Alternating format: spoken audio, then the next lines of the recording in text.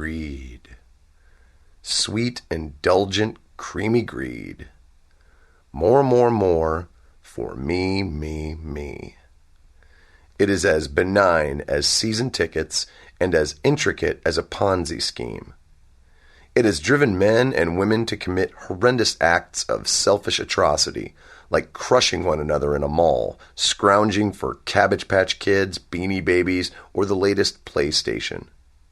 In short, it can and will make you insane. Sadly, it is not like Christmas.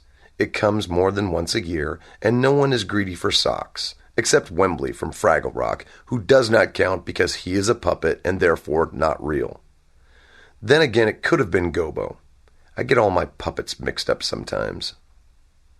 Greed is the urge to own and obtain every action figure on the planet. Greed is the needle in the back of your neck that pushes you to add extra zeros to your own bankroll check at the office. Greed is the never-ending search for a completion of self that, sadly, may never come. It is in all of us, and it is inevitable. It is wealth and stuff and class and holdings and everything else that spins the head from time to time. There is a very serious problem with greed at the moment, but we will get to that later. Let's do some background and figure this out before we go any further, shall we? Greed is a very special sin on this list because in a lot of ways, without greed, some of the other sins would not exist.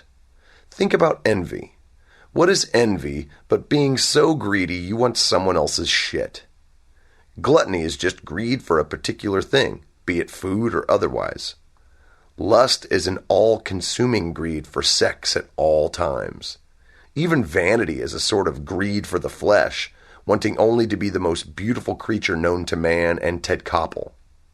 Without the others, greed could stand on its own, a self-fulfilling sensation. But without greed, a lot of these supposed sins could not get off the runway. Maybe that is the reason it comes first on so many lists of the deadly sins. It is certainly the most powerful, and yet it is the most esoteric. It is not pure emotion like anger.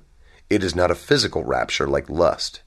It is not easily recognized like sloth or vanity. But greed, when not kept in check, can warp the very oak of man more crookedly than all the waters of the world. So having said that, I am a greedy fuck. I want it all, and I have no qualms about admitting or even embracing it. I want to have more money than God. I want to do every little thing that comes to mind. I want to write and star in a major motion picture. I want to be the biggest selling musical artist of all time. I want to own land and have cool shit like compounds and nightclubs. I want to be feared and revered because of power and excellence. Shit, even writing this book is an example of my greed. Sure, it has been a dream since I was a kid, but I am greedy enough to want to be successful at it. So it comes down to semantics, where one man's greed is another man's ambition, and I have never seen ambition on a sin list yet. I understand the consequences of being driven into the ground by this acumen, but I also know that greed has another side to its coin. Greed can push people to be and do their utmost best, ultimately achieving success and renown for ingenuity and innovation. It can cause a revolution. It could cure cancer. It can bring us screaming into the millennium with advances and hurtling toward the sunshine with breakthroughs. It can open the floodgates to a host of different ways we can all get ahead in this crazy, kooky Jetsons world we are living in right now. All because some guy wants the money that the patents will bring in. Nothing wrong with that, people. Nothing at all wrong with that. It takes something special to get us humans off of our asses and disengaged from episodes of House long enough to heal the world. And I am here to tell you that it is not always charity and goodwill.